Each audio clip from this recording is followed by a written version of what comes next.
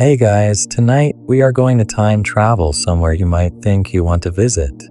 But trust me, by morning, you are going to be begging for your thermostat, your toothpaste, and a mattress that is not stuffed with straw and mysterious mites.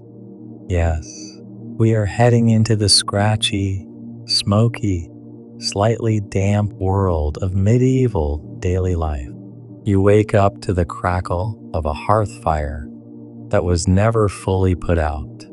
The smell is thick wood smoke, animal hair, and maybe a hint of fermented cabbage. Something rustles in the thatched roof above you. You tell yourself it is just the wind, but it is probably not. Your bedding is a lumpy sack of straw that has not been changed since the last lunar eclipse. And your pillow is, well, actually, there is no pillow, just a bundled cloth that smells faintly like turnips. You shift your feet and find they are cold. Not forgot to wear socks cold, more like exposed to open air through holes in your shoes cold. Your toes are damp because the floor is packed earth, and last night's rain seeped through the doorframe. A small chicken, for some reason, is sitting on your chest. It does not look pleased. So, before you get comfortable, take a moment to like the video and subscribe, but only if you genuinely enjoy what I do here. And let me know in the comments where you are listening from and what time it is over there. Now, dim the lights. Maybe turn on a fan for that soft background hum. And let's ease into tonight's journey together. You sit up slowly, trying not to alarm the chicken. The room is dark except for flickering embers, and everything is oddly quiet until a rooster shatters the peace with a sound that is 300% louder than you thought it would be. You nearly fall over. Welcome to your new life in the 1300s. You take in your surroundings. A one-room hut, shared with at least 2 other adults, 3 children, 1 goat, and what might be a dog, but could also be a very self-aware pile of furs. Historians still argue whether animals were always brought inside or only during colder months. But either way, it is clear no one here believes in personal space. You look for your belongings. There are none. You are wearing the same tunic you slept in, because changing clothes is not really a thing unless you are nobility or wildly impractical. Your belt has a small pouch for coins you have 0, and a knife used for everything from eating to woodworking to, potentially, defending yourself from soup theft. The air is smoky because chimneys have not quite caught on. Instead, the hearth smoke curls up and escapes through a hole in the roof, if it feels like it. Your lungs feel nostalgic for clean air, even though it has only been 7 minutes since you arrived. A nearby pot of something unidentifiable bubbles faintly. You suspect it is part of last night's dinner, reheated to kill yesterday's bacteria. It will not succeed. As you stand and stretch, you bump your head on a low beam and stub your toe on a milking stool. That is when you notice the floor is also the toilet. Not always, but often enough to make you very wary of puddles. You shuffle toward the door, ducking past drying herbs and what may or may not be a hedgehog pelt. The door creaks open with a dramatic groan, and you are hit with the scent of damp hay, livestock, and a very fresh breeze that smells of. Is that fermented apples? Possibly manure. In medieval times, those 2 things are often neighbors. The village is already awake. A child runs past you barefoot, chasing a stick like it is a rare treasure. A woman stands by a well, hauling up a bucket and muttering what sounds like insults at the rope. Somewhere nearby, a blacksmith is already hammering metal, sending rhythmic clangs into the sky like sleepy morning bells. You try to take a step and realize your feet are still bare.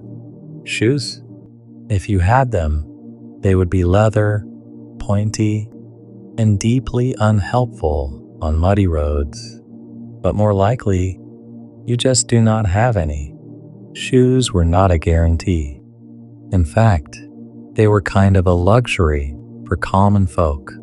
People walked around with calluses that could probably slice cheese.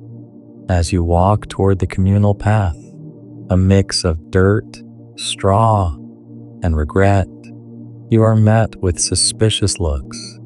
You are new. You are clean in weird places and dirty in the wrong ones, and no one recognizes you. In a village of 50 people, that is a red flag. You nod and try to smile. It does not help. A woman holding a chicken pulls her child behind her like you just threatened them with geometry. You try to figure out what to do with your hands. Carrying something would help. Firewood, herbs, literally anything. Medieval folks are not into idle hands. They either work, pray, or start rumors about your suspiciously nice teeth. Someone points toward the fields. That is probably where you are supposed to go. But which field? There is a barley patch, a sheep paddock, and something that may have once been a cabbage plot, but is now just sadness and weeds. It starts to drizzle. No umbrella, no jacket. You pull your cloak tight. Well, burlap sack, really. It was probably once used for grain. It does not keep you warm, but it does keep the flies close. You hear a bell in the distance. That is the church calling for morning prayer. You are not sure if you are supposed to go. You are also not sure if you are even the right religion. But before you can decide, your stomach grumbles loudly. In a world without breakfast cereals or coffee shops, your best hope is dry bread, maybe dipped in ale, because even the water is questionable. You sigh and head back inside, stepping carefully around something that is either a puddle or yesterday's goat accident. Your day has barely begun, and you already miss deodorant, zippers, and cereal that comes in a box, and you still have 14 hours to go. You decide you are going to make an effort. After all, people survived this era for centuries. Surely you can make it through one day. But the minute you start looking for a way to freshen up, you realize just how wildly optimistic that thought was. Hygiene, as you understand it, is not part of the medieval morning routine. In fact, most people here would find your obsession with daily bathing deeply suspicious, almost sinful. Bathing too much was thought to weaken the body and invite illness, and it was also wildly inconvenient. Heating that much water in this economy? You spot a wooden basin outside the hut.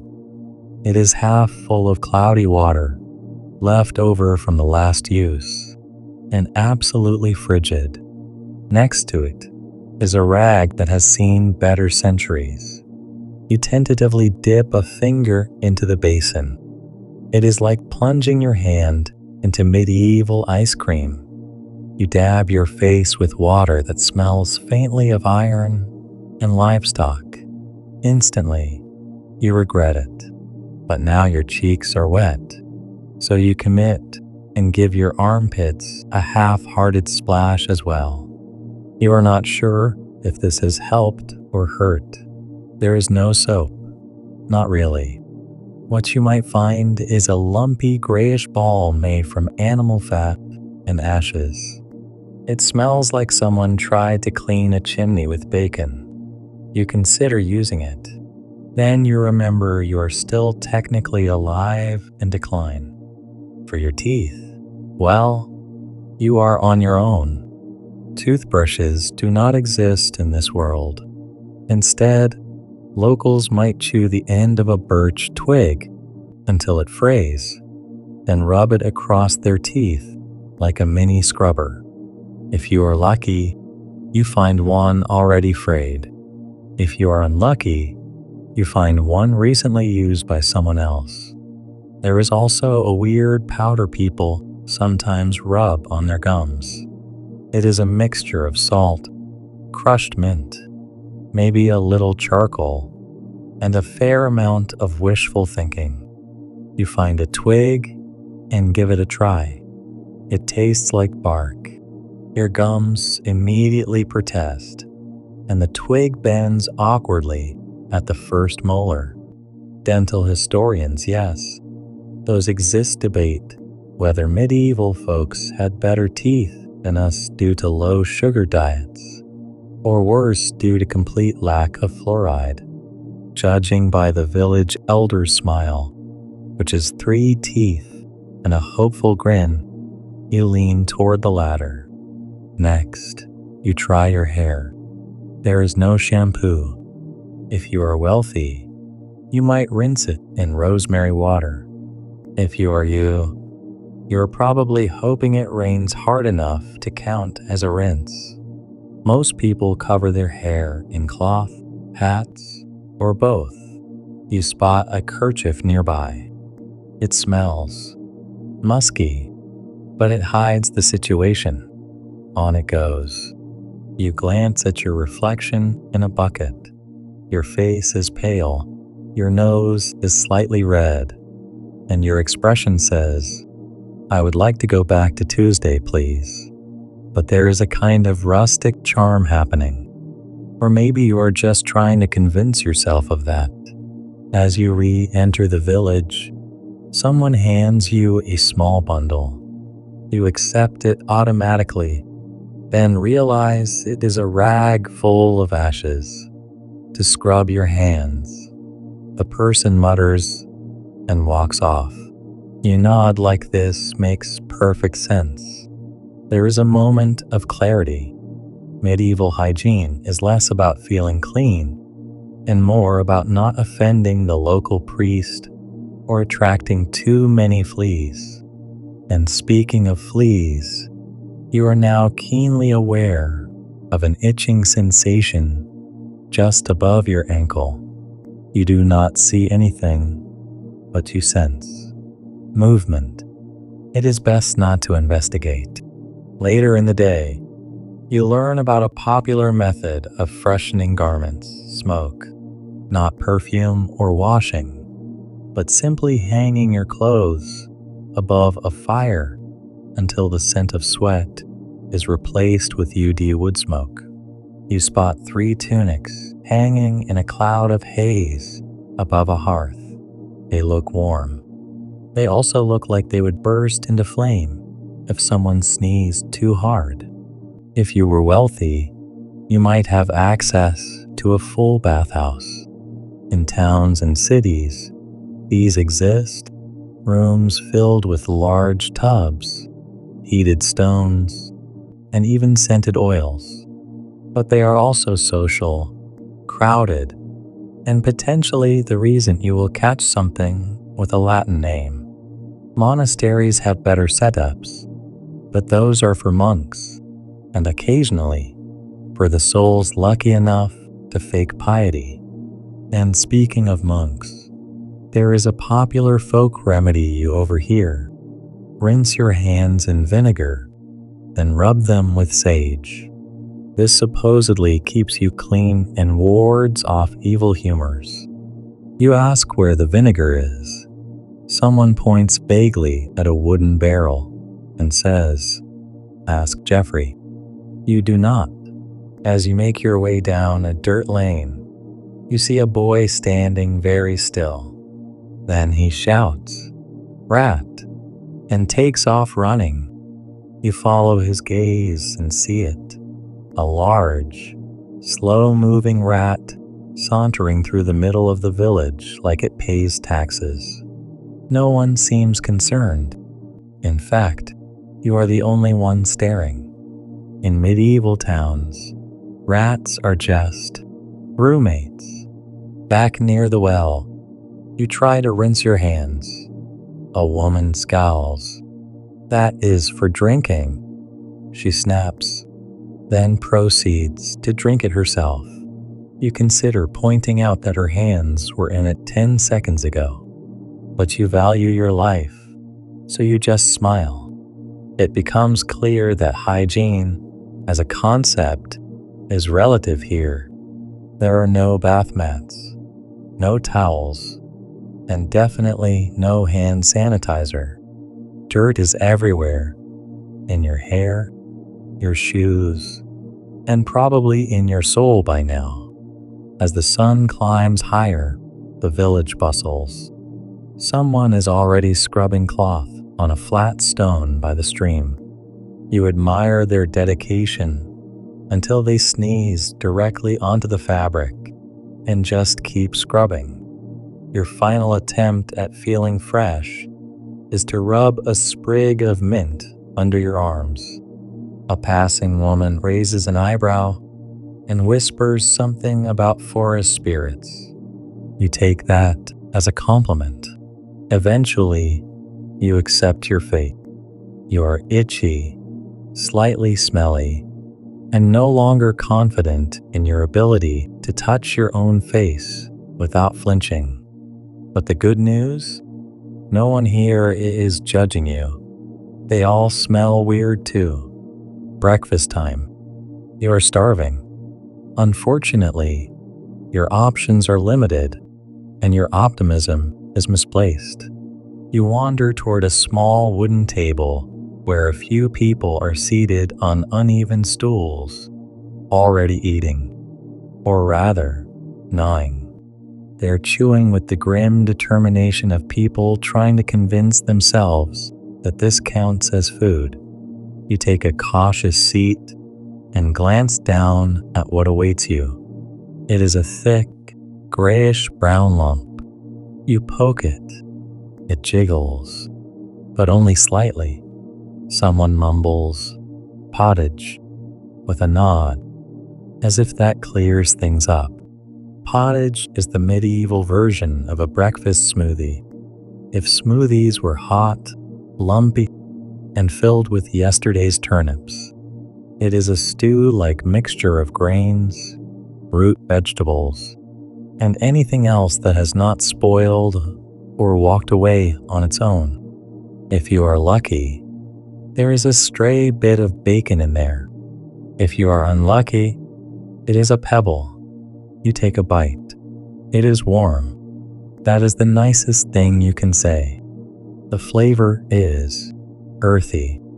There is a vague hint of onion, maybe a ghost of cabbage. Mostly, it tastes like wet burlap, but it is filling, and your stomach is grateful, if not enthusiastic. You reach for a slice of bread, dense, dark, and oddly gritty. This is trencher bread, made from barley or rye. Historians still debate whether the grit was added deliberately for texture, or if it was just leftover from grinding grain on rough stones. You suspect it is option B when you feel a crunch and briefly worry about your teeth. There is no butter, no jam, definitely no almond milk or oat milk or any milk you would voluntarily consume. The villagers drink ale. Yes, even for breakfast. Weak ale, technically, but still beer before sunrise. It is safer than the water, which may contain enough bacteria to launch a siege. You sip the ale and try to pretend it is just a very flat kombucha. Someone offers you a wedge of cheese. It is crumbly, pungent, and wrapped in a cloth that has seen many seasons. You hesitate. Goat, the woman says with pride. You nibble. It is sharp, very sharp, like licking a goat with opinions. Still, it is protein, and beggars cannot be modern food critics. A child runs by with an egg, proudly holding it aloft. You wonder if there is a communal egg rotation system. 1 egg per 5 people. Boiled eggs are a rare treat. Scrambled eggs are basically alchemy. You ask if there is any fruit. The answer is yes, technically. Someone hands you a withered apple, soft around the edges and suspiciously hollow. You imagine a worm in there, napping comfortably. You put it down gently and pretend to be full. There is no coffee. This is perhaps your greatest hardship yet. Coffee will not arrive in Europe for centuries. Tea, if it appears, is medicinal and bitter. So instead, you sip more ale and wonder whether your caffeine addiction has officially gone cold turkey. You glance around. The others eat quickly, efficiently. No one lingers over breakfast. It is fuel, not joy. There is work to do. Someone is already tying bundles of firewood. Another sharpens a sickle with a rhythm that makes you nervous. You spot a small jar of something near the hearth. Is it jam? Honey? Hope? You lean closer. It is lard. Pig's fat, rendered down and stored for cooking, or, in this case, spreading on bread. One man smears it across his trencher and smiles like it is frosting. You admire his dedication to joy. Another staple is gruel, a thin, soupy version of pottage. It tastes like sadness diluted with warm rainwater. You try a spoonful and decide to focus on chewing your bread until your jaw goes numb. Occasionally, you hear whispers of exotic food, spices, sugar, dried dates. These belong to merchants, nobles, and people with more money than you will ever see. For you, cinnamon is a myth, and salt is a treasure. You glance at your meal. It is brown. Everything on your plate is a different shade of brown. The medieval color wheel for food seems to go from beige to tan to ominous gray. Still, there are quirks. In some places, herbs like sage and dill are added for taste and medicine. A woman tosses a few green leaves into a pot and announces, "To settle the humors." You are not sure what that means, but she looks confident.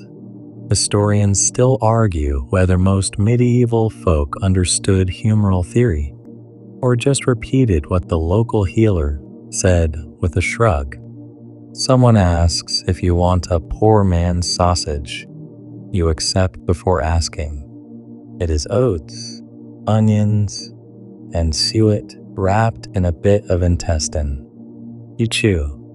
It is oddly, okay, slightly chewy, slightly oily, very filling. You ask what meat is in it.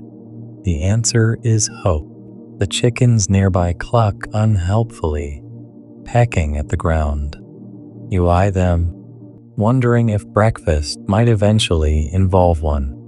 The answer is no. Those eggs are valuable, and killing a hen is a decision not made lightly. By the end of the meal, your belly is full, but your heart misses modern brunch. No pancakes, no smoothies, no avocado toast, just chewy bread, lukewarm ale, and pottage that tastes like someone boiled a root vegetables diary. Still, There is something oddly soothing about it. The communal table, the soft murmur of voices, the way people accept the food without complaint or Yelp reviews. This is sustenance, and it will carry you through the day. Just do not ask, "What is for lunch?" You step outside and immediately regret it. The fresh air smells less like morning dew and more like animals that have opinions. The village is waking up, which means so is the livestock, and so is your chore list, whether you like it or not. You are handed a tool. It is unclear whether it is meant for digging, chopping, or defensive swatting. It has a wooden handle, a blunted edge, and splinters. Everything in the medieval toolkit seems to double as a tetanus delivery system. No gloves, no ergonomic grip, just raw wood, rough iron, and the hope that your calluses toughen before your spirit breaks. Today's job is collecting firewood. Sounds easy. You picture a charming stroll through the forest, birdsong in your ears, maybe a whimsical squirrel encounter. Instead, you are marched to the edge of a woods that is less fairy tale, more anxiety-inducing thicket. The trees creak ominously. The underbrush looks like it bites back. You bend down to gather sticks, but apparently that is not enough. You need logs, and to get logs, you need to use the axe. You raise it above your head like someone reenacting a fitness montage, and promptly bury the blade in your boot. Just kidding, but it does bounce off the log like a rubber toy. On your third attempt, it sticks, barely. You now understand why medieval forearms resembled tree trunks. While you hack away, someone else is tending sheep nearby. The animals are less cute and more judgmental, chewing cud and side-eyeing you. A boy walks by swinging a shepherd's crook, barefoot and unbothered. He whistles, and the sheep move. You whistle, and a goat screams. The ground is uneven, littered with pebbles, animal droppings, and the occasional bone. No one mentions what kind. You trip twice. No one reacts. Everyone has tripped before. It is part of the choreography. Back in the village, someone is mucking out the pigsty. You are gently volunteered to help. The smell is not so much offensive as existential. It makes you question your place in the universe. The pigs are enormous, pinkish gray, and suspicious of your presence. One snorts directly into your leg. You are now initiated. You shovel sludge into a pile that somehow smells worse when concentrated. One of the villagers sprinkles it onto a nearby patch of garden soil. "Fertilizer," she says brightly. You nod as if this is all very sustainable and not a form of medieval hazing. Laundry is also on the chore wheel today. This involves hauling buckets of water from a stream, boiling it in an iron pot, and scrubbing garments on a wooden board. The soap is made from ashes and animal fat. Your hands are red within minutes. The smell of boiled socks haunts you. Historians still argue whether peasants did laundry weekly or monthly, but judging by your companions' outfits, the answer is when absolutely necessary and not a second sooner. Clothes are patched until the patches have patches. There are no wardrobes, just your one tunic and a rotating underlayer if you are lucky. Mid-morning arrives, but there is no coffee break. Instead, someone hands you a small piece of barley cake and a smile that says, You are not done yet. You chew while carrying firewood into the communal house. It is heavy. The smoke inside is already thick from the hearth, curling in lazy spirals toward a hole in the roof. Chimneys are a luxury. Your lungs are a test subject. You are told to help repair a fence. The tools consist of a wooden mallet, your foot, and optimism. Nails are reused until they resemble metal spaghetti. The fence is supposed to keep out wolves, but you suspect it could barely dissuade a motivated rabbit. In the corner of the field, someone is collecting herbs, nettle, yarrow, mugwort, medicinal plants, though half their uses sound like medieval guesswork. This one stops bleeding. That one chases out bad dreams. You nod. You wonder if there is a herb for time travel. By now, you are sweating, not glistening, sweating. Clothes stick to you. Your hair feels like hay. There is no deodorant, no running water, no privacy. You are offered a rag to wipe your face. You accept it, then realize it was also used on the pigs. Too late. Occasionally, a bell rings in the distance. It means different things depending on the tone. Time for prayers, time for work, time for someone to stop stealing eggs. You are not sure what this one means, but you go along with the group because wandering off solo is how you become folklore. At one point, you ask about lunch. Everyone laughs. Soon, someone says, you glance at the sun. It is still stubbornly stuck in the sky. You swear it has not moved in an hour. You are assigned to weed a garden. It is mostly dirt and determination. The vegetables look reluctant. A row of cabbage slouches under its own leaves. A carrot appears to have given up halfway through growing. You pull weeds, then replant something the pigs dug up. You name it Harold.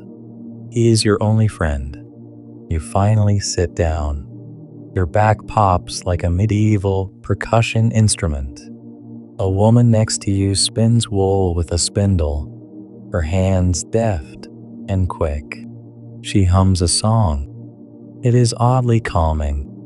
You smile. She hands you the spindle. 5 minutes later, it looks like yarn tried to escape your hands and lost.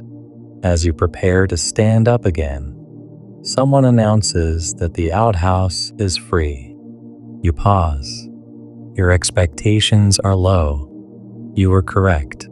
It is a wooden box with a hole and a smell that predates language. You use it quickly. You emerge changed.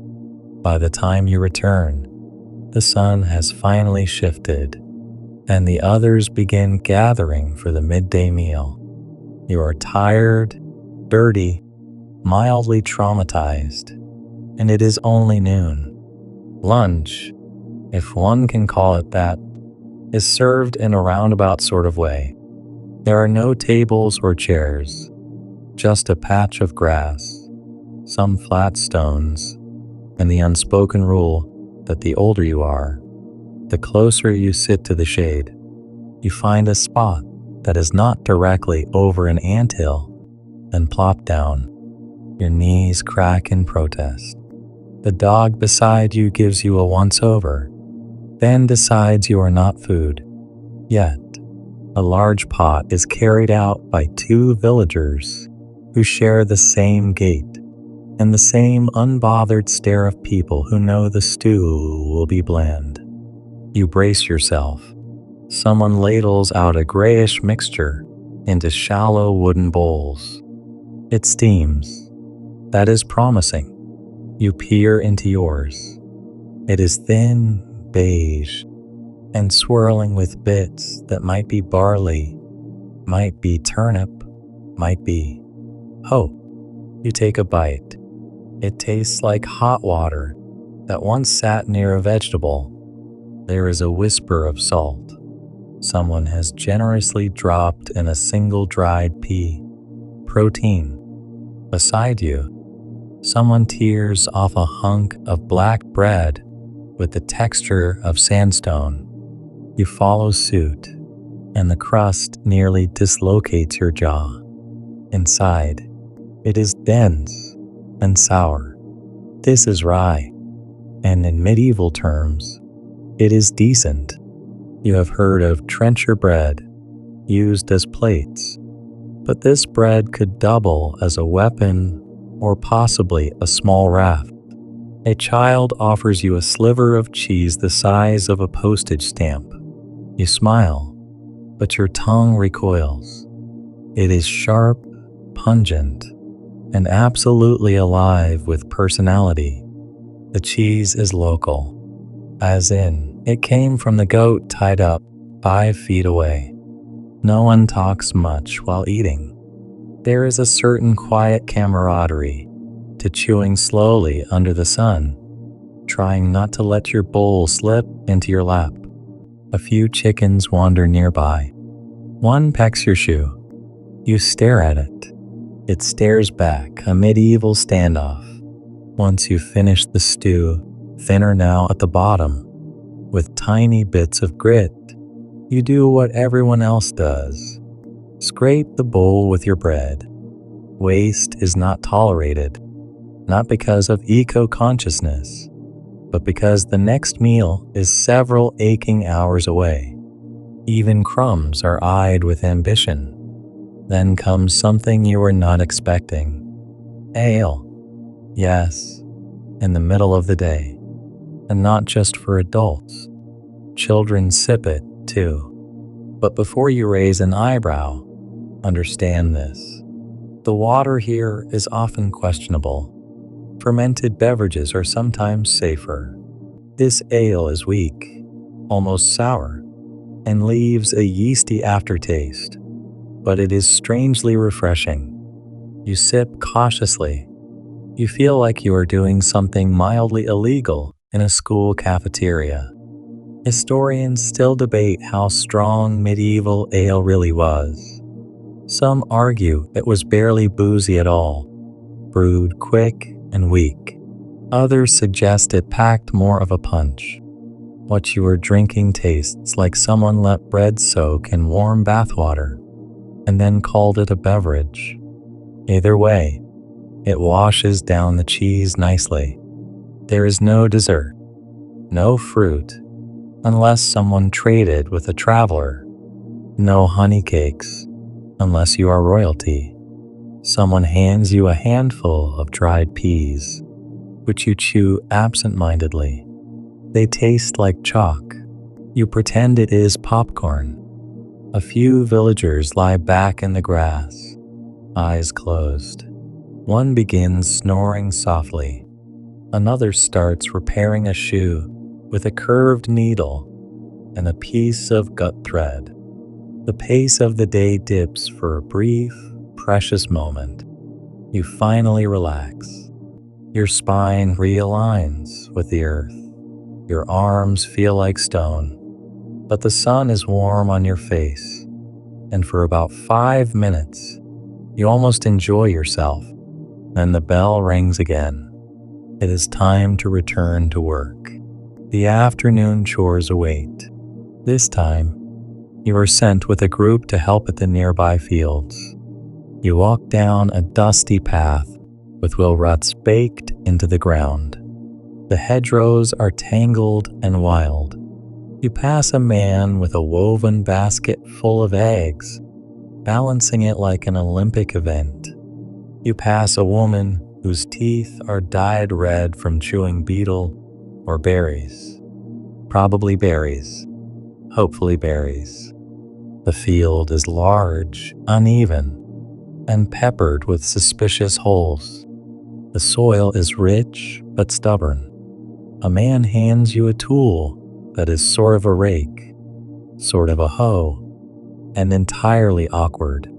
He gestures at a row and says something about weeds. You nod. Then you proceed to uproot everything, including some actual crops. No one says anything, but someone gently steers you to a less critical patch. As you work, you learn a few things.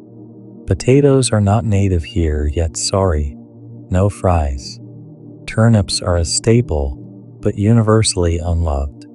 And peasants often rotated crops without fully understanding why it helped. They just knew it did.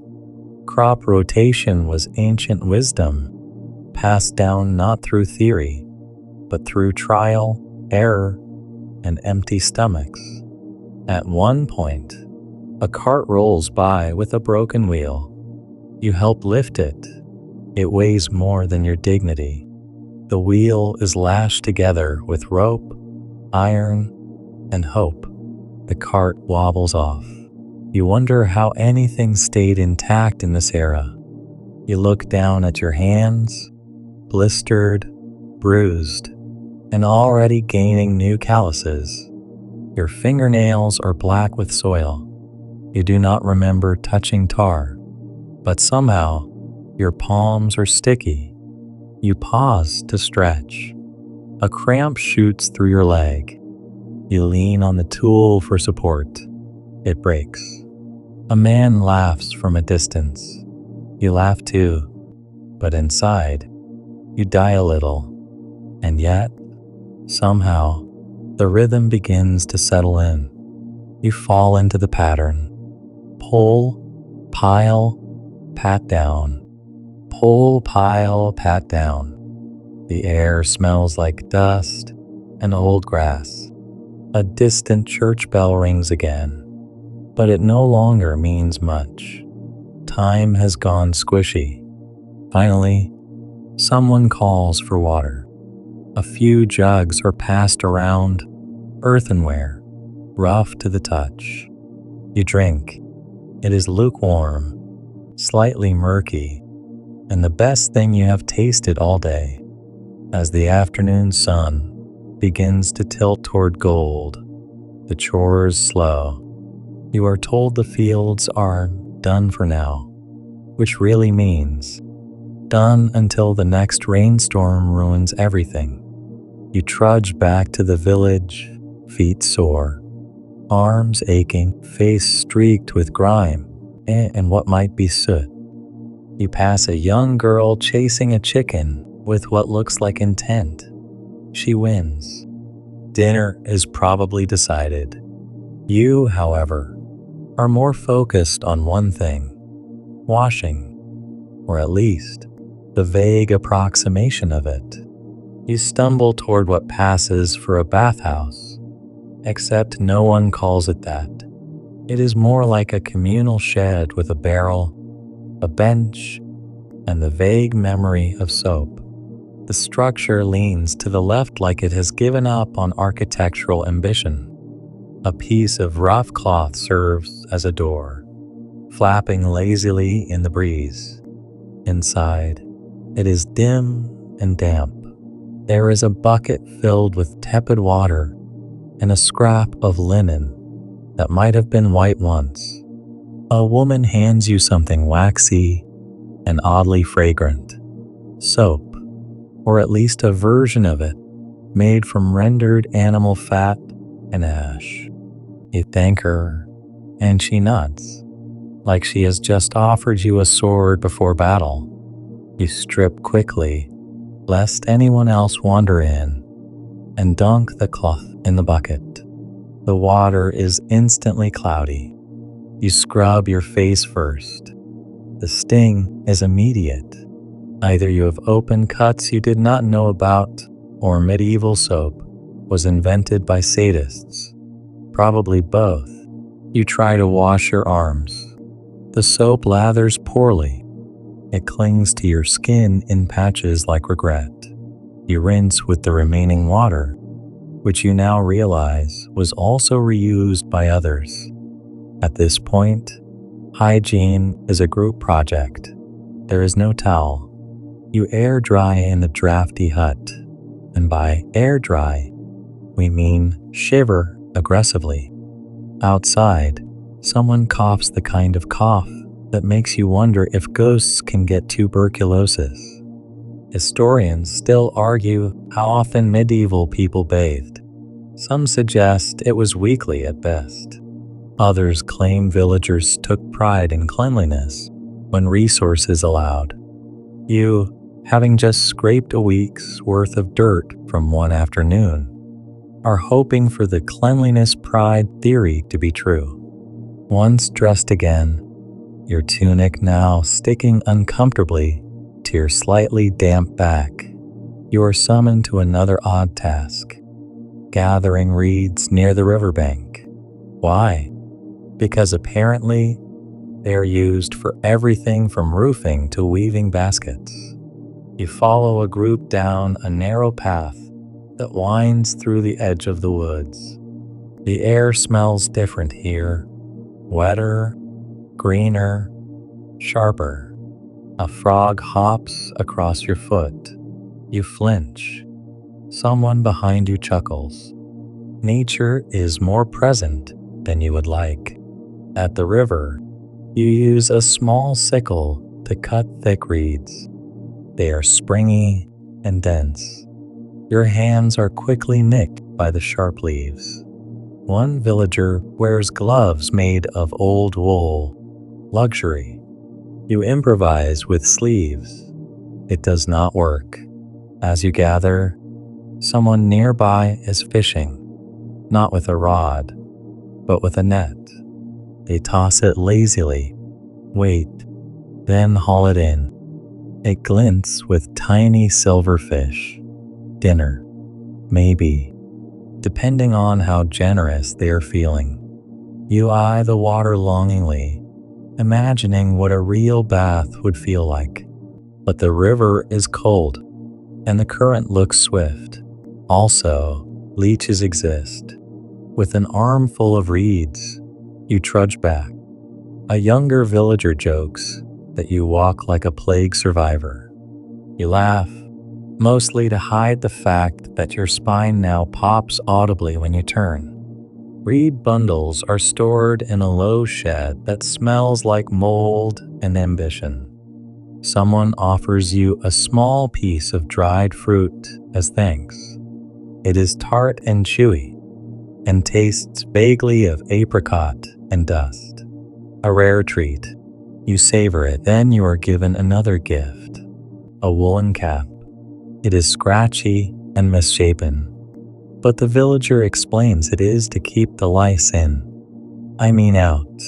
They quickly correct. You nod, unsure whether to laugh or burn the cap. As evening draws near, there is a shift in the village energy. People begin preparing fires. Pots are stirred. Chickens are herded into pens. A group gathers around a man with a dulcimer-like instrument. He plucks out a tune that is both mournful and oddly catchy. You sit near the edge of the circle, grateful for the warmth of the fire. Your body hums with exhaustion. Your fingers throb from gripping tools made before ergonomics was a concept. Your calves are tight. Your feet are already forming blisters. You feel like you have lived a lifetime in 12 hours. Dinner is better than lunch. A thick porridge made from oats and flavored with onion and herbs. You eat slowly, savoring the warmth more than the taste. Someone has sprinkled in wild garlic, which makes it almost luxurious. You try not to finish too fast. There will not be seconds. As you eat, an older woman begins telling a story. It is part myth, part gossip, part weather report. Everyone listens, some nodding, others half asleep. You catch bits. A fox stole a chicken. A ghost haunts the mill. Someone saw a comet. And now the goats are nervous.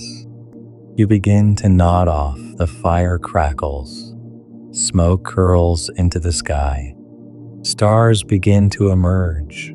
sharp and clear in the country sky.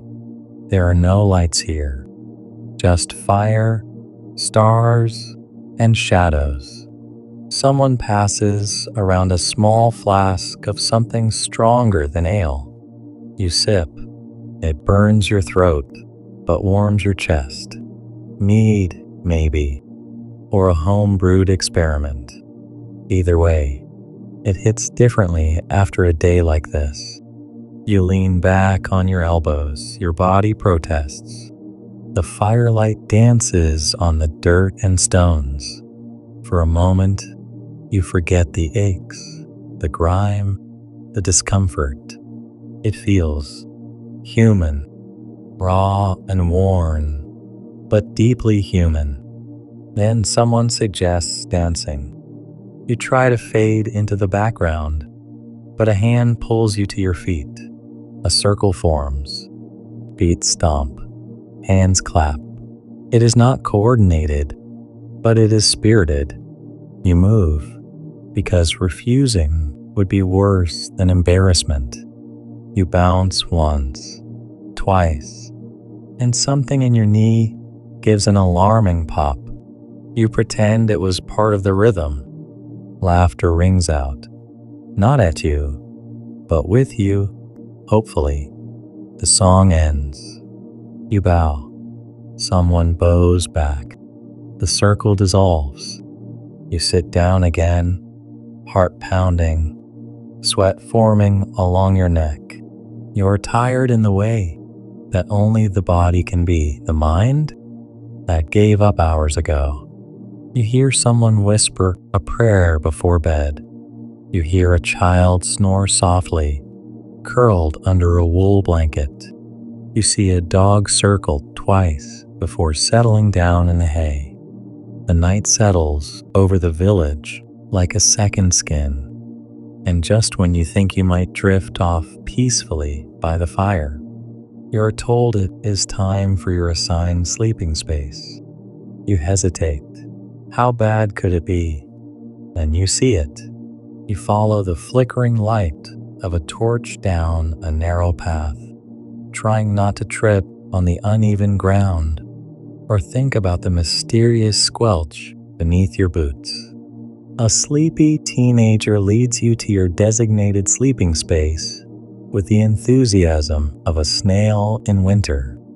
You expect a modest chamber or even a cozy corner by the fire. Instead, you get a hayloft. The ladder creaks ominously as you climb. Each rung sends a tremor through your calves. At the top, the loft opens into a low-ceilinged crawl space layered with straw.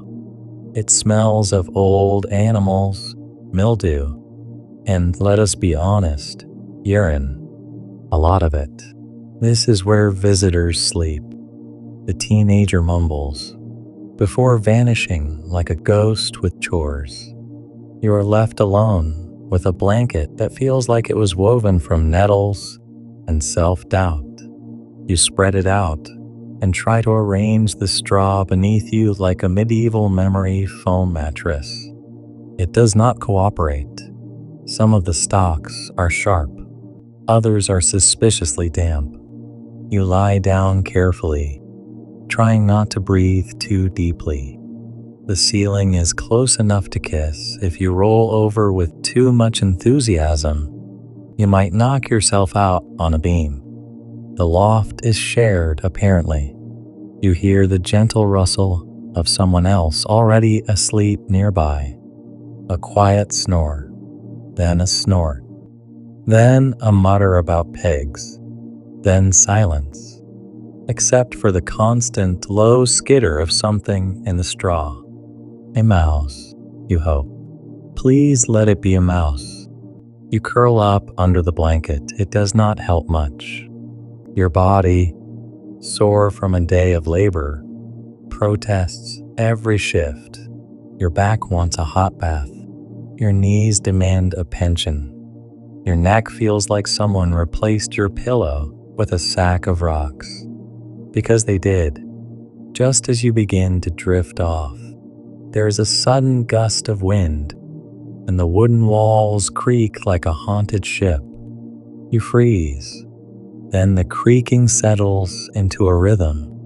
The structure is breathing, almost. You relax. A little. The night sounds are constant. Dogs barking in the distance. An owl hooting overhead, a horse snuffling somewhere below. Sleep in the Middle Ages is not a solitary event. It is more like an open mic night where everyone participates. Historians still argue whether medieval people slept in one long block or had two first and second sleeps with a period of wakefulness in between. Either way, you are doing neither. You are mostly just lying here, trying to breathe through your mouth so the hay smell does not invade your soul. You finally doze off around what feels like 2 a.m., only to be jolted awake by a sudden scream. It is not a murder scream, thankfully, but a rooster, an extremely punctual, extremely loud rooster who has mistaken the moon for the sun. You sit up, banging your head on the low ceiling beam. Your hair is full of straw. One eye twitches involuntarily. It is still dark, but the village is already stirring. Someone downstairs begins stoking a fire. You hear the clank of pots. A baby begins to wail. A dog sneezes. A cow moos once, long, loud, disapproving. You sigh, rise, and stretch. Your body feels like it has been used as a medieval battering ram. Breakfast, at least, is a hopeful concept. You climb down the ladder with the grace of someone 3 times your age. Your knees give a sarcastic crack.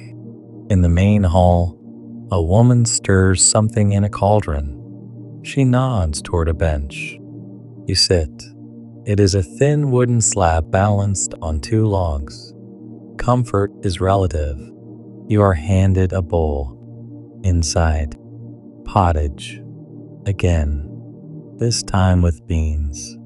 Maybe even a rogue carrot. It is thick, hot, and tastes like humility and time. You eat with a wooden spoon that somehow manages to splinter mid-bite. Someone offers you a heel of bread. It is dense enough to function as armor. You gnaw on it. You pretend it is crunchy on purpose. The conversation over breakfast is sparse. A few muttered plans for the day. A story about wolves seen near the forest. Someone grumbles about how brother will stepped on the cheese press again. You do not ask what that means. You do not want to know. After the meal, you are assigned yet another task. This time, something indoors. You feel hopeful. Then they hand you a bundle of rough linen and point to a spinning wheel. You have never used a spinning wheel. You have barely used a salad spinner. But here you are, expected to help twist flax in a thread like you grew up in a cottagecore fairy tale. A kind old woman named Agnes shows you how. Her fingers move with the speed of a magician. The fibers become thread like magic. You try. Your thread snaps. You try again. It knots. Agnes smiles patiently. You are ruining her entire morning, and she is being gracious about it. The spinning wheel squeaks in time with your failure. Still, there is something oddly meditative about the process. Pull, twist, release. It is like yoga for your hands.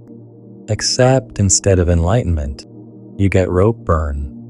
As you spin, Agnes tells you about her brother who ran off to join a monastery, only to return a year later claiming he had, accidentally, become a beekeeper. You nod. That feels like a metaphor. There is a debate among scholars about how widespread spinning really was for women versus communal labor models. But based on your own brief experience, you are beginning to suspect they gave this job to people they wanted to keep distracted. After what feels like both an hour and a century, your thread is deemed passable. It is bundled into a skein and added to a larger pile. You feel pride. It is immediately replaced by hunger. Lunch arrives. Barley stew. Salted fish. The fish stares at you with one unblinking eye. You stare back. You win. You eat around it. This time, you get a cup of watered-down ale. It tastes like regret and moss, but at least it is not well water. After lunch, you are shown to the communal privy. You wish you had not been. You follow a narrow, dirt-worn path to the edge of the property, led by a boy with a slop bucket and a song about turnips. The communal privy is a small wooden hut perched over a pit, perched just far enough from the main house to seem banished. It lists slightly to one side, like it is trying to escape its own stench. The door creaks open with the drama of a haunted castle. Inside, the air is thick and warm in all the worst ways. You peer down into the pit and immediately regret it. You are grateful it is too dark to see clearly. You sit. The wooden seat is cold and splintery, and your knees bump awkwardly into the walls. There is no toilet paper, obviously, just a rough linen cloth that hangs ominously on a hook. You know what it is. You try not to think about it. Outside, someone whistles the turnip song again. A few chickens scratch nearby. You suddenly realize that privacy in the Middle Ages is a concept, not a reality. Historians still debate how frequently medieval people used designated latrines versus the convenient corner of a field. But you are beginning to understand why so much of medieval life took place outdoors. Finished, you exit the hut with the blank stare of someone who has seen things. The boy with the bucket waves. You wave back. You are now spiritually connected. Back inside the house, a new task awaits. Weaving. Apparently, your brief flirtation with spinning has earned you a promotion. You are taken to a room where a large, upright loom stands like an ancient torture device for introverts. Wooden, towering, and full of unexplained strings. An older woman named Alfreda is already working. Her hands dart between the vertical threads, the warp, and shuttle horizontal ones, the weft through them with practiced ease. You watch. You try. You immediately tangle everything into a knot worthy of a Norse myth. She undoes it with the patience of someone who has raised 5 children and lost count of the chickens. Then she hands you a simpler task, carding wool. You sit cross-legged and begin brushing out the clumps, turning tangled fluff into smooth, orderly fibers. It is not glamorous, but it is oddly soothing. Your hands move in a steady rhythm. The wool squeaks softly, like whispers in a warm room. You start to relax, then sneeze. Repeatedly. Welcome to the world of medieval allergies, brought to you by dust, hay, animal dander, and an almost complete absence of antihistamines.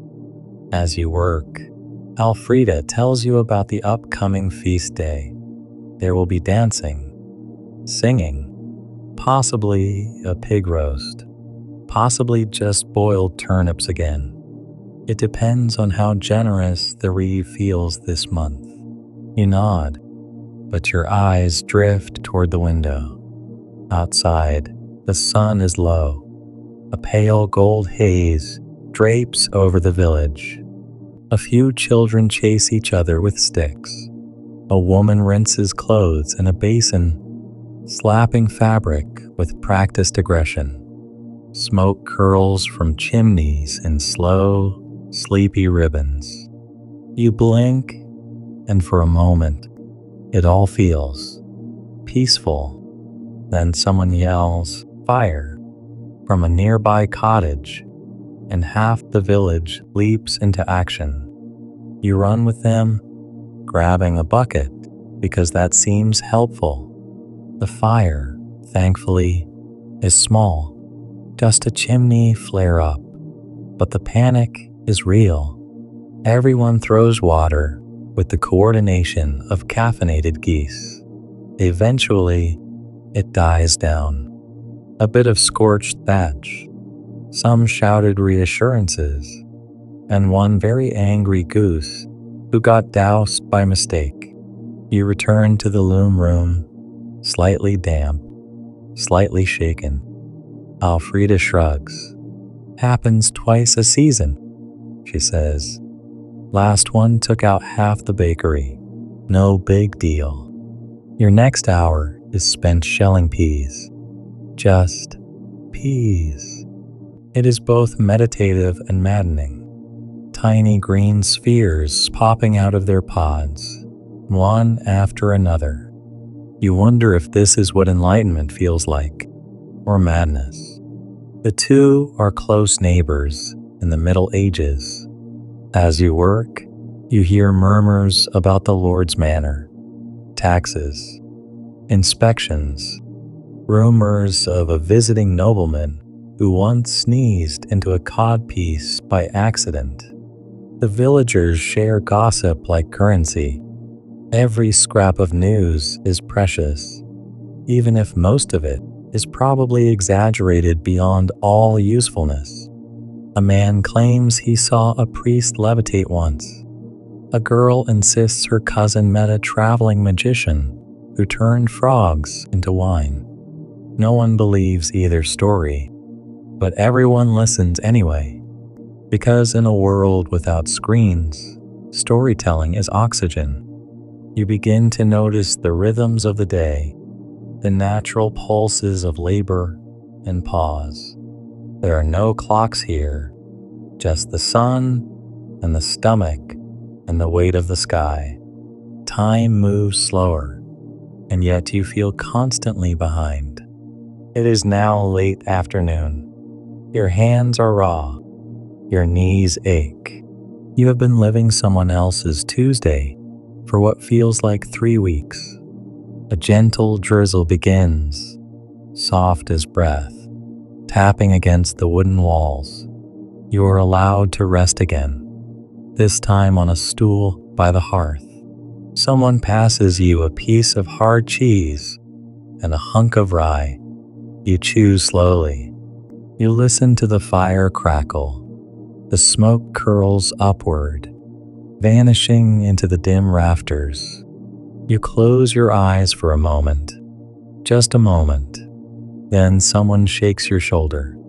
Time to help herd the geese back into the pen before nightfall. Because rest in the Middle Ages is a loan, not a gift. You trudge after a chorus of clucks and honks as the geese amble toward their pen. Their feathers are mottled with mud. Their feet are like tiny, impatient paddles. The boy from earlier whips around with a crooked stick that looks more ceremonial than useful. You try to imitate his expert herding moves, but mostly just end up blocking the path and startling the flock. One particularly large gander eyes you suspiciously. You take this as a personal challenge and retreat quickly, narrowly avoiding an aggressive peck. You might be a guest in the village, But you are not about to become a feathered casualty. The sun is dipping low, painting the sky in bruised purples and faded oranges. The air smells of wet earth and wood smoke, and your muscles ache with the day's many unfamiliar labors. You wonder if your modern gym routine could even compare to a day spent trying not to anger livestock. After successfully corralling the geese, you are led to the village well. You dip a bucket into the cold, dark water and haul it up, muscles protesting the weight. Fetching water is a constant chore here, a never-ending cycle of thirst and supply. You think about your easy indoor tap back home and give it a small, grateful nod. The well water tastes fresh, but carries a slight undertone of moss and something vaguely organic. Probably best not to dwell on that. The villagers warn you about drinking too much of the stagnant water during rainy seasons, or you might develop what they delicately call flux, and you politely decide not to Google medieval medical terms. Historians still argue whether such ailments were mainly due to contaminated water or poor sanitation in general, but you suspect the answer involves all of the above. Back inside, dinner is a humble affair. More pottage, this time thicker, with some dried herbs for flavor. You chew thoughtfully, trying not to think about the absence of dessert. In the Middle Ages, sweets were reserved for the wealthy or for special occasions, so your sweet tooth must take a long nap. As night falls, the village settles into a quiet rhythm. Lamps are lit, but only sparingly, since candles are precious and made of tallow, which smells faintly like old socks. You accept the dim glow, grateful for the flickering warmth against the encroaching chill. You are shown to a corner where a group of villagers gather around a simple wooden bench. A man with a rough beard begins to strum a lute with the gentle enthusiasm of a tired cat.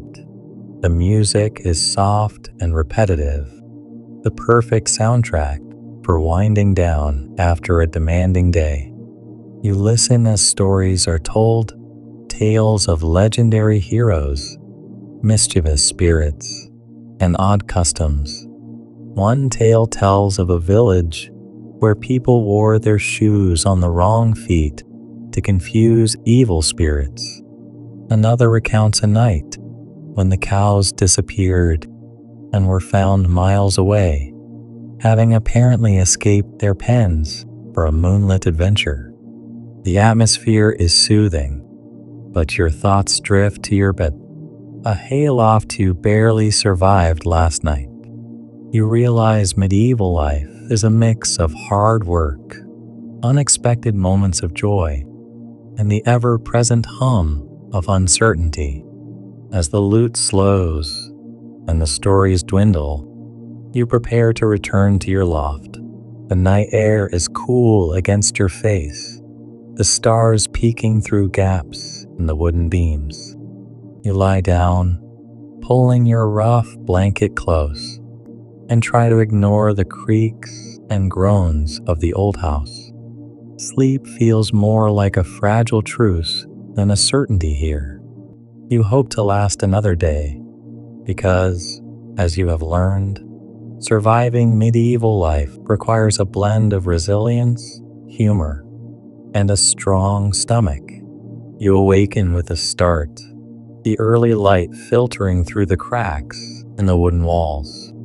Your back aches from the uneven straw mattress, and the cool morning air nips at your skin through the thin linen sheets. You remind yourself that the medieval concept of sleep hygiene is a bit different. No blackout curtains, no white noise machines, just the honest sounds of the village waking up. The first thing you notice is the smell a thick blend of smoke, earth, and last night's damp laundry. It is oddly comforting and makes you realize how sterile modern bedrooms can sometimes feel. Then again, your nose is on the fence about which is better.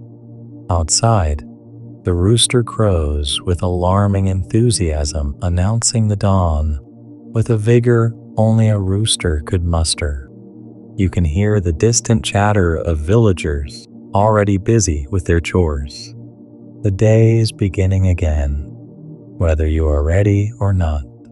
You stumble out of your bed and wrap yourself in a woolen cloak that smells faintly of sheep and old hay. Your feet meet the cold, hard floor, and you try to ignore the inevitable shiver. It is time to face the day. Breakfast is a simple bowl of thin porridge made from barley and water with a sprinkle of salt.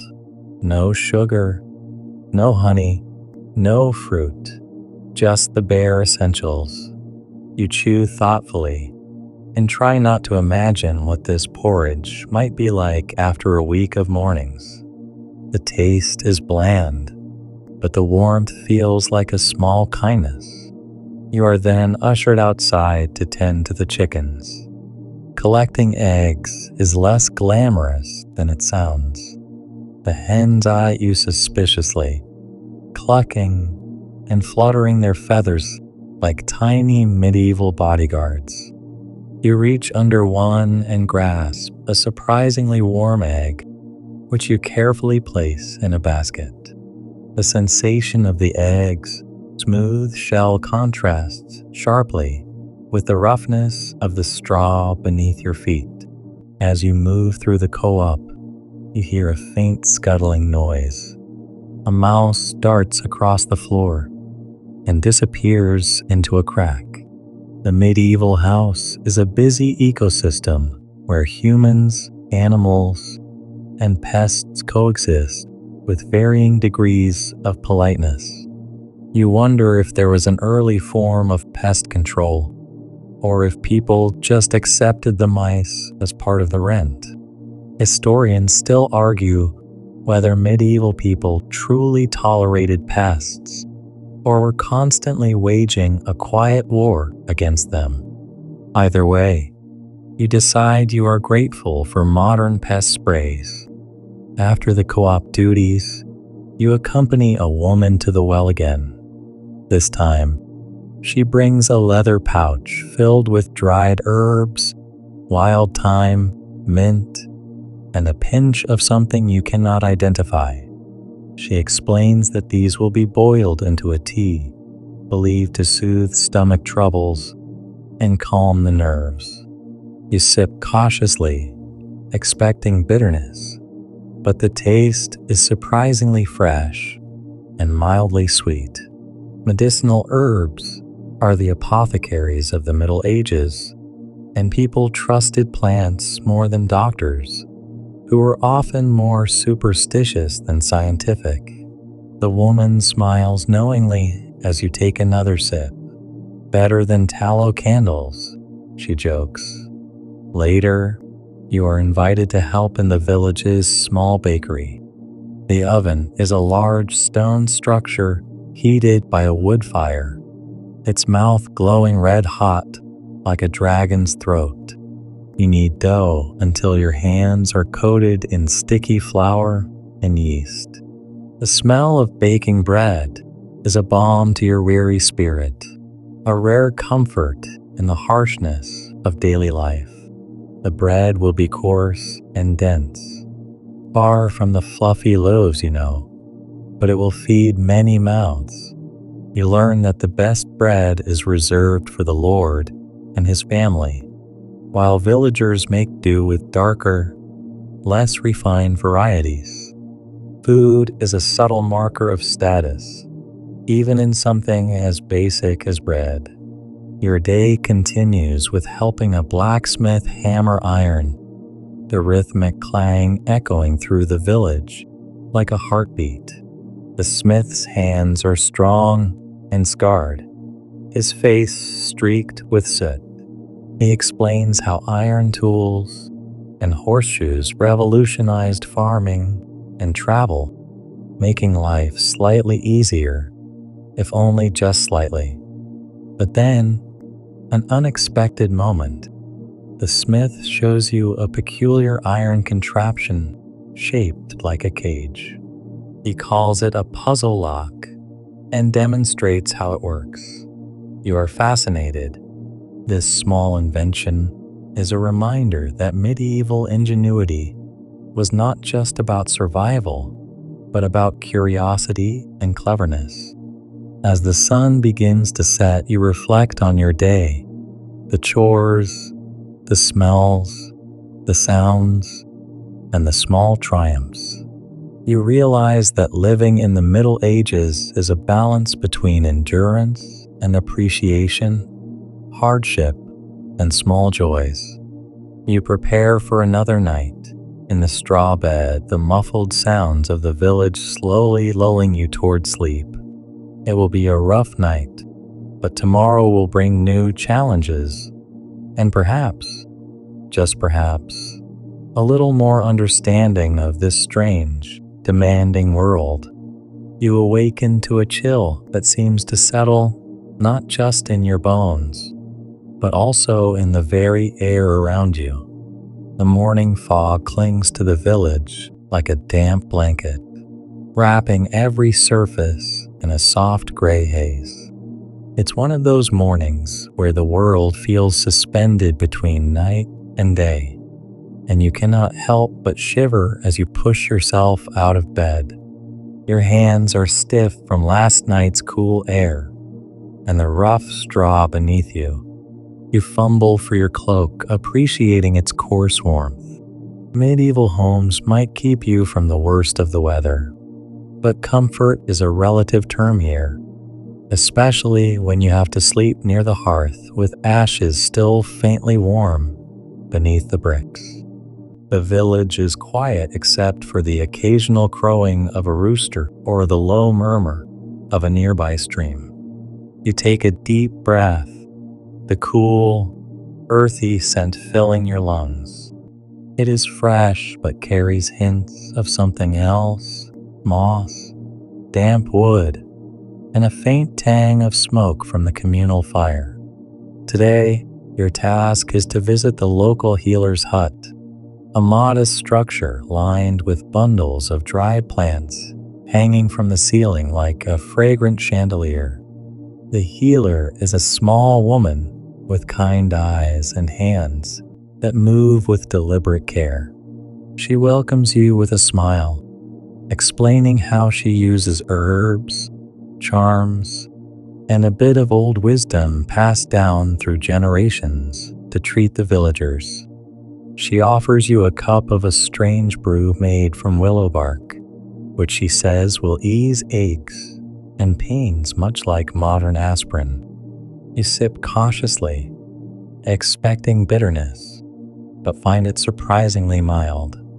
She confides that healing is as much about belief as the herbs themselves, a concept modern scholars often debate, questioning how much placebo and ritual influenced medieval medicine. The healer's hut feels like a refuge, a quiet sanctuary amid the daily grind. You notice a small wooden box labeled with strange symbols and a bundle of feathers resting on the table. The healer explains these are used in gentle rituals designed to ward off bad spirits or bad luck, a practice blending practical medicine with superstition. As you leave the hut, the sun finally breaks through the fog, casting golden shafts of light on the village's cobblestone paths. You wander toward the market square, where vendors set up simple stalls, displaying an array of goods from woven cloth to rough pottery. You stop to admire a basket of dried fish, preserved by salting and smoking. It smells pungent, but is a staple for villagers who cannot afford fresh meat.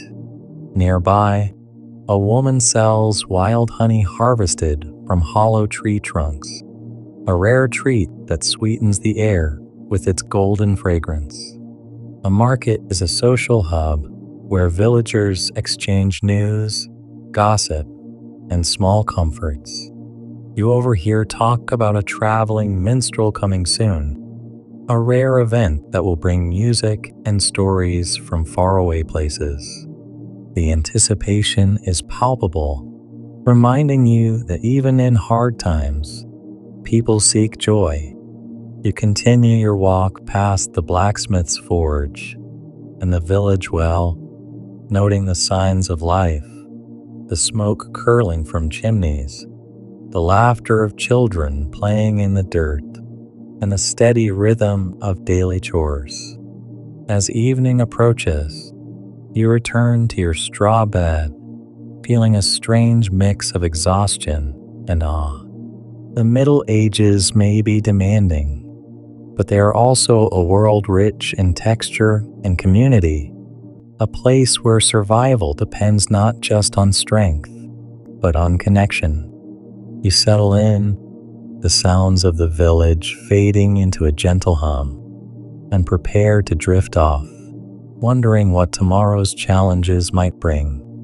You awake again, this time to the faint sounds of a blacksmith's hammer ringing in the distance. The morning air is crisp, sharper than yesterday, with a hint of wood smoke that clings to your lungs as you breathe deeply.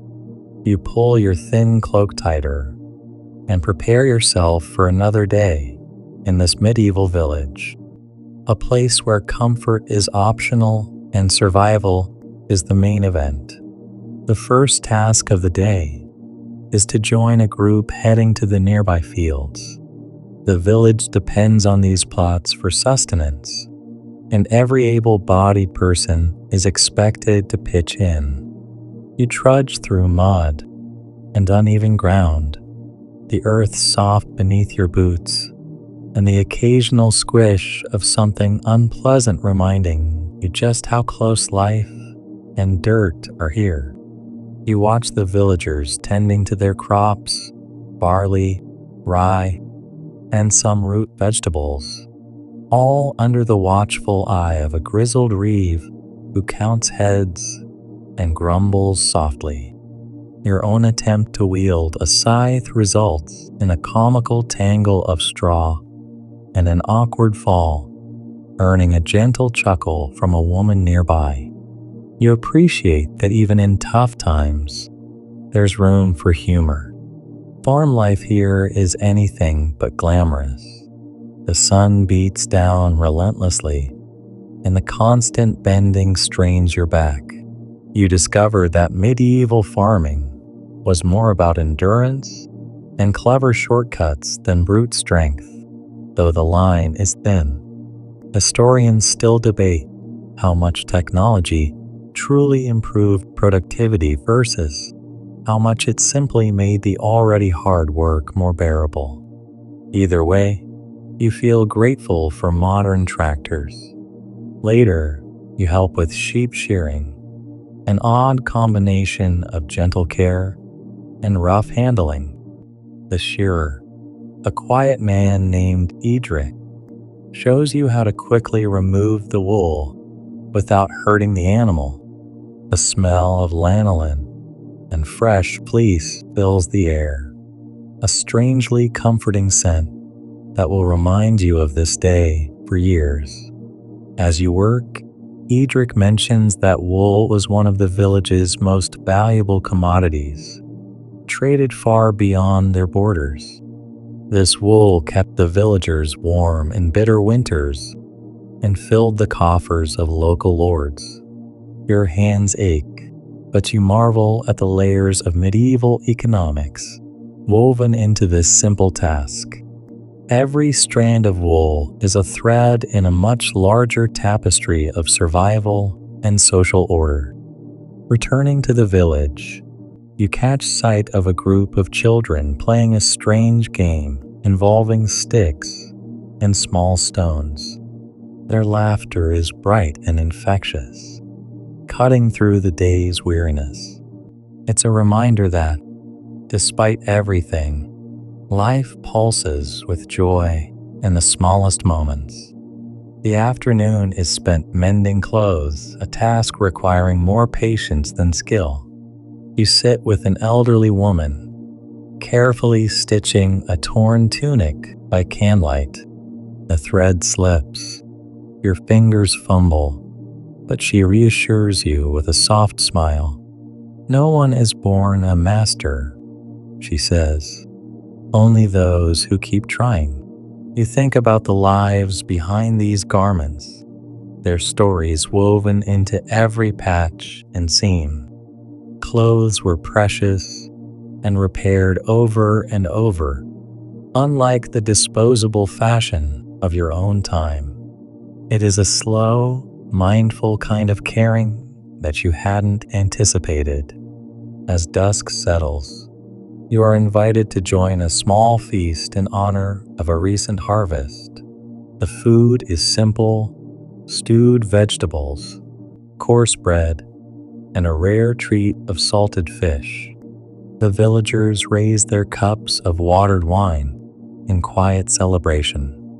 There is laughter, music, and a warmth that feels like a brief reprieve from the daily grind. You listen to stories of past harvests, of hard winters survived and friends lost. There is a melancholy in their voices, but also a fierce pride in community and endurance. Lying back on your straw mattress later, the sounds of the feast fading into the night, you reflect on the day. Medieval life is not just about struggle, but about finding meaning in routine, connection in hardship, and comfort in the smallest of luxuries. You drift to sleep with a newfound respect for the resilience of these people who lived fully, despite knowing tomorrow might bring another challenge. You awaken to the distant clatter of carts and the low murmur of villagers preparing for market day. The sun is still shy behind a pale curtain of clouds, casting a gentle gray light across the village. You pull your cloak tighter and step outside, curious about this weekly bustle that seems to infuse the village with energy unlike any other day. The market is a lively patchwork of sights, smells, and sounds. You wander past wooden stalls piled high with dried herbs, fresh vegetables, hand-woven cloth, and curious trinkets fashioned by local artisans. A few merchants shout their wares, their voices blending into a soothing cacophony, like the village's heartbeat in full rhythm. You pause at a stall where a woman sells spiced honey, an exotic treat here, made from bees kept in straw skeps. You try a small taste, the sweetness lingering like a secret promise, a stark contrast to the usual blandness of village fare.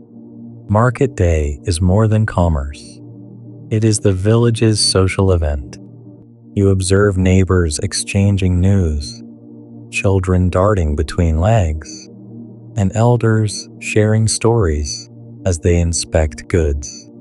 For a moment, it feels less like survival and more like community, a break from the relentless rhythm of work. You notice a peculiar basket filled with odd-shaped roots and ask about them.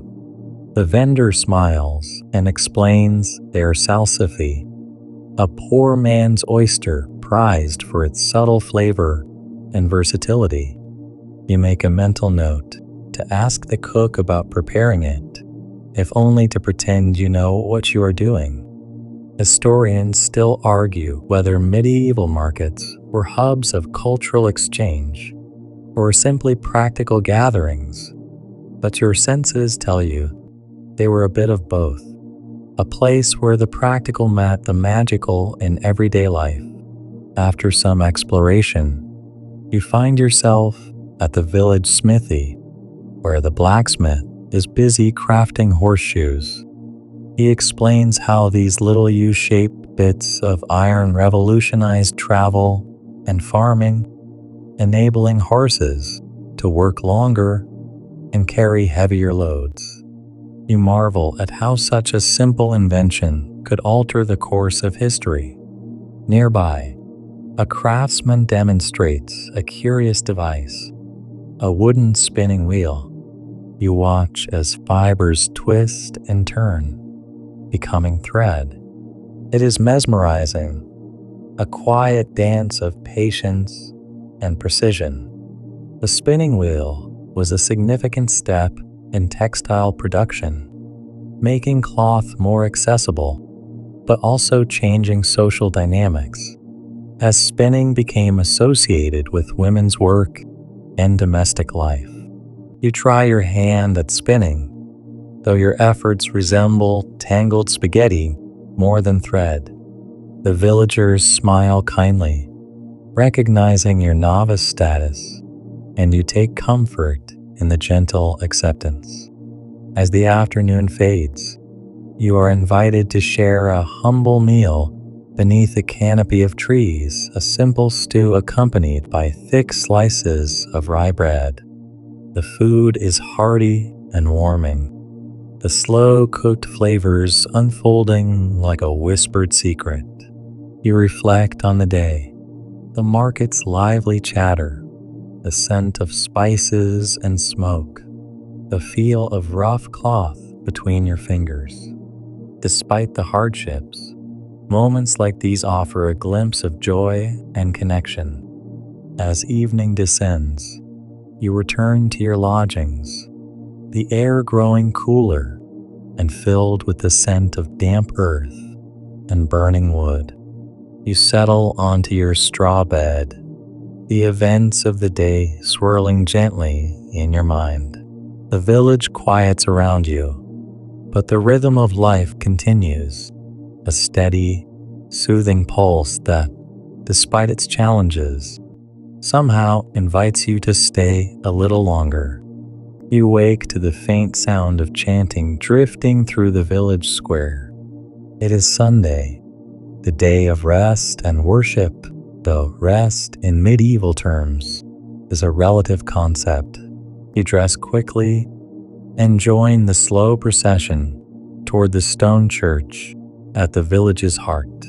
The church is simple but sturdy, its thick walls sheltering flickering candlelight and the scent of incense. Inside, the congregation gathers in quiet reverence, their voices rising and falling in Gregorian chant, a haunting melody that seems to stretch the minutes into hours. You take a seat on a rough wooden bench, the coldness of the wood seeping through your clothes. The priest's voice carries a gentle authority as he delivers a sermon about humility, patience, and the mysteries of the divine. You listen, mesmerized, though the meaning is sometimes elusive amid the Latin phrases and ritualistic gestures. Religion is woven deeply into every thread of medieval life, guiding daily routines and offering solace amid uncertainty. You learn that the church was often the village's center, not just spiritually, but socially and politically as well. During a brief pause, you observe a curious tradition. Parishioners bring small loaves of bread to be blessed. These loaves will be kept at home as symbols of protection and prosperity. It's a small ritual, but one that highlights the medieval blend of faith and daily survival. After the service, you follow a group to a nearby field where a maypole stands tall, adorned with colorful ribbons. The villagers begin a slow, circular dance, hands entwined, laughter mingling with the breeze. It feels strange yet soothing, a celebration of seasons and community that transcends hardship.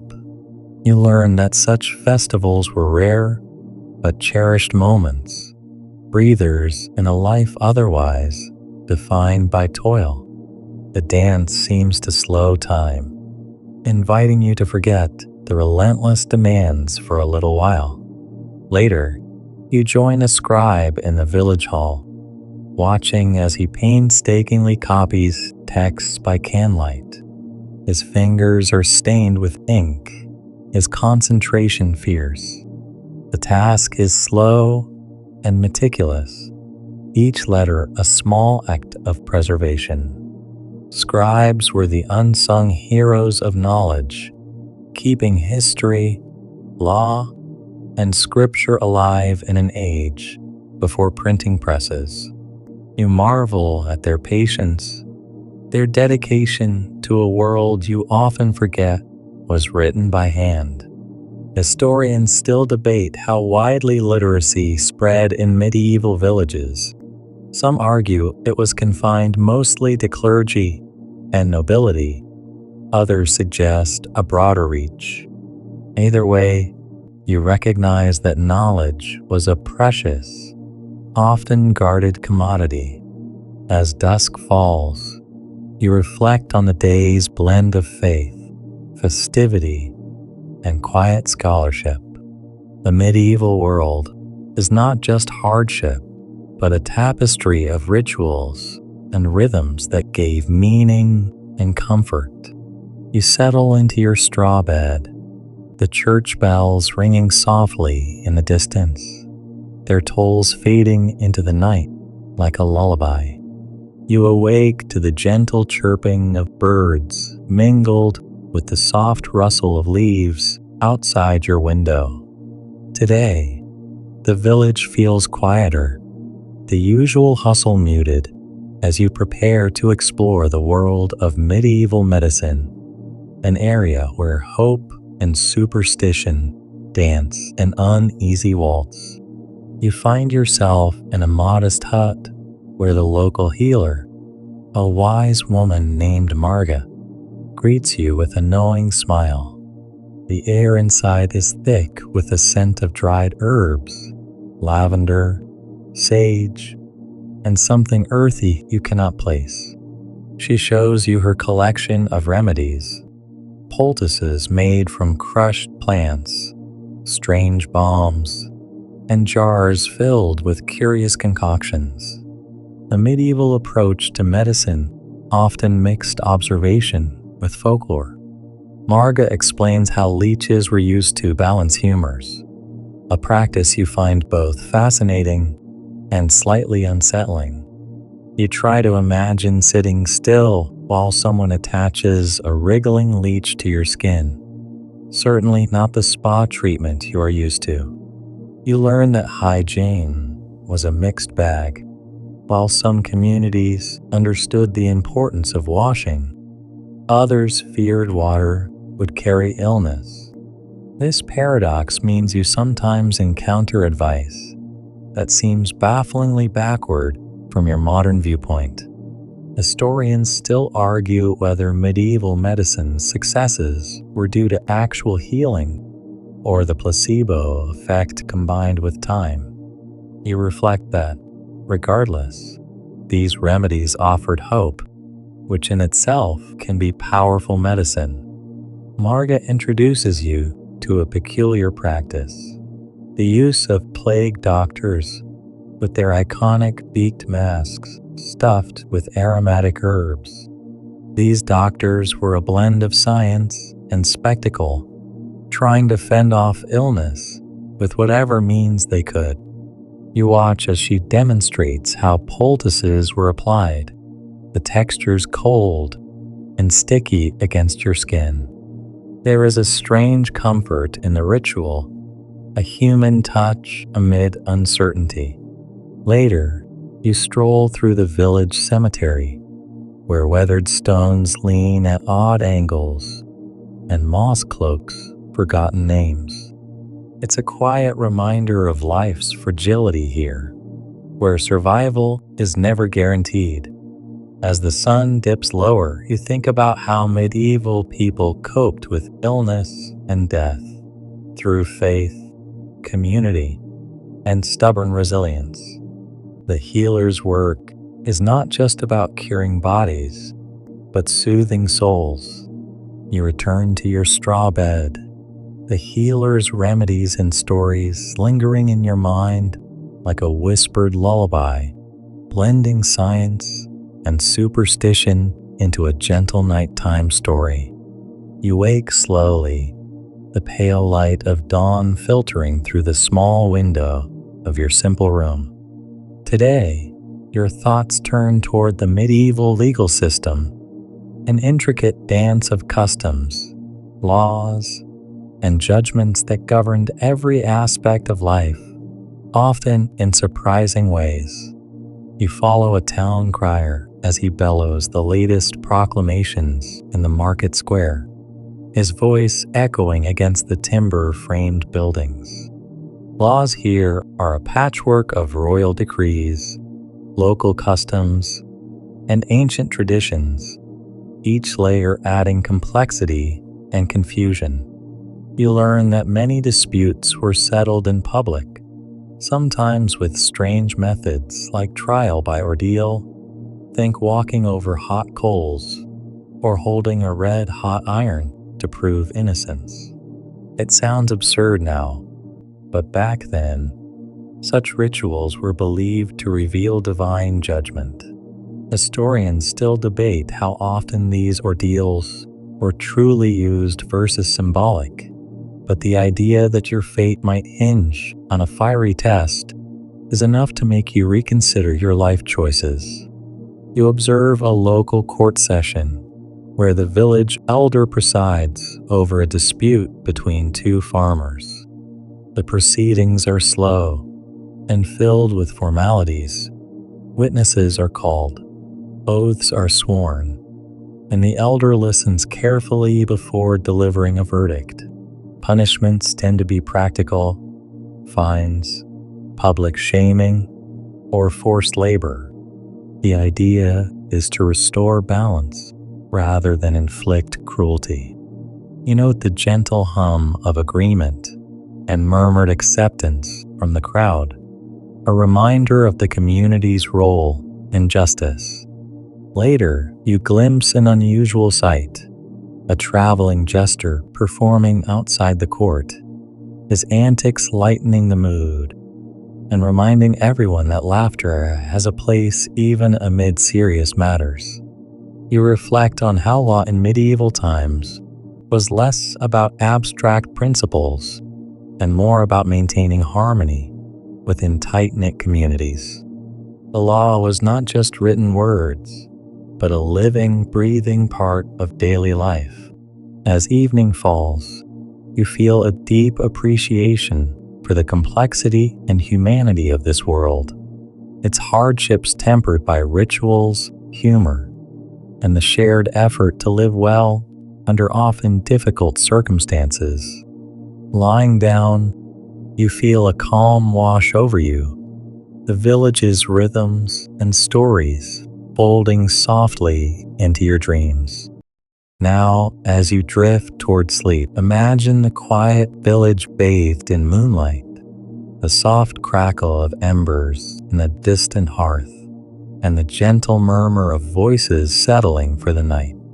The world you visited today was not easy, but it was filled with resilience and small comforts, a patchwork of lives intertwined with nature, tradition, and hope. Let your thoughts slow, your breath deepen, and your muscles relax. Feel the gentle weight of history resting lightly on your mind like a warm blanket. The day's stories fade gently, leaving only a soothing quietness that invites rest. Soon, you will leave this medieval village behind, carrying with you the calm rhythms and tender moments you witnessed. Sleep well, wrapped in the soft embrace of past worlds, until morning's light invites you to awaken once again.